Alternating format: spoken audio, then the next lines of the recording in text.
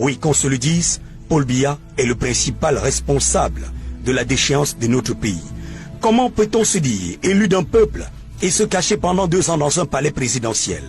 Comment peut-on se dire élu d'un peuple et faire haro sur son épanouissement? Comment peut-on laisser un peuple croupi de faim et de soif et fermer les yeux sur les crimes des administratifs zélés et véreux?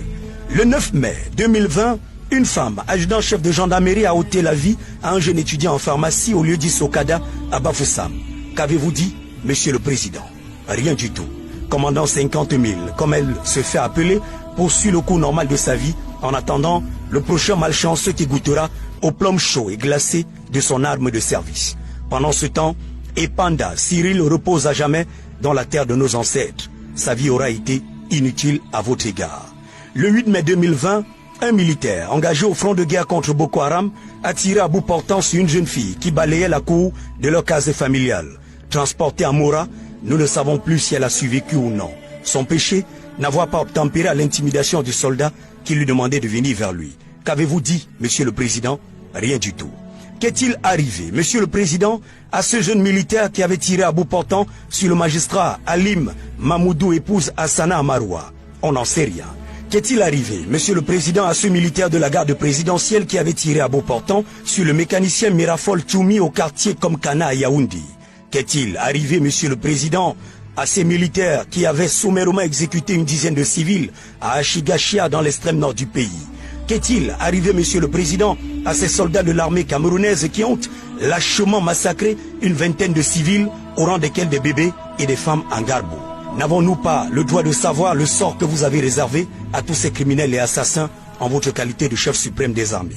Monsieur le Président de la République, êtes-vous au courant que le citoyen Nyama Atsamena Salif Adari, qui avait été invité en qualité de reporter animateur à Région FM par le sous-préfet de Dek pour prendre part à un conseil municipal avant de loger chez le dit sous-préfet, a été assassiné la même nuit du 25 juin 2020 entre 3h et 6h du matin? Oui, Monsieur le Président, un sous-préfet fait venir un animateur de radio, l'héberge et ne renvoie plus que le corps au petit matin à la famille dans une pick-up de gendarmerie. Salif est allé en marchant et il est revenu couché, le ventre ballonné, la mâchoire inférieure et les côtes cassées, un écoulement à flot de sang dans la bouche, des traces de bastonnade à la poitrine. Qu'est-il arrivé à ce sous-préfet? Rien. La vie de Salif Adari était comme celle de millions de compatriotes, inutile. Monsieur le Président, vous ont-ils parlé de la jeune Solange Lydienne Taba? Ce nom ne vous dit presque rien, je le sais. Je vous donne l'info, Monsieur le Président. C'est une jeune et brillante étudiante inscrite dans un des meilleurs instituts privés d'enseignement supérieur du pays, qui a été lâchement assassinée le 24 juillet 2020 par le sous-préfet de l'arrondissement de Lokoundji. Franck Derlin et Yono Ebanga a donné la mort à un fer de lance de la nation, et ceux qui parlent en ces lieux et places sont des gendarmes qui disent qu'il nettoyait son arme à feu pour prendre la route de Douala et la balle a mortellement atteint sa prétendue compagne de la gorge à l'épaule. Monsieur le Président, pouvez-vous avaler une telle sommette? Comment était-elle assise? Avec quelle main tenait-il l'arme? Comment la nettoyait-il? S'il était sur le point de voyager, combien de temps a-t-il pris pour nettoyer son arme au point d'appuyer malencontreusement la gâchette et de déclencher le coup mortel? Comment nettoie-t-on, Monsieur le Président, une arme à feu avec une chambre active et sans sécurité enclenchée? Le Cameroun a désormais son Oscar Pistorius. Sauf que, Monsieur le Président de la République, Oscar Pistorius a été jugé et condamné et sa carrière stoppée. Au Cameroun, quelle est la future destination de Monsieur Ebanga, assassin d'une jeune fille, certainement préfet d'un département? Non, Monsieur le Président, s'il vous plaît, restaurez la dignité et l'honneur de cette jeune enfant, arrachée à la vie de la façon la plus barbare qui soit. Le Cameroun comme il va, le Cameroun de certains, le Cameroun pour certains.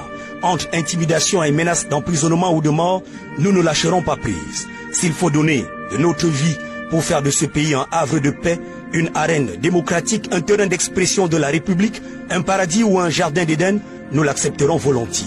Si telle est notre destinée, nous sommes parés. Qu'on se le dise, aucun pays dans ce monde ne s'est développé sans révolution.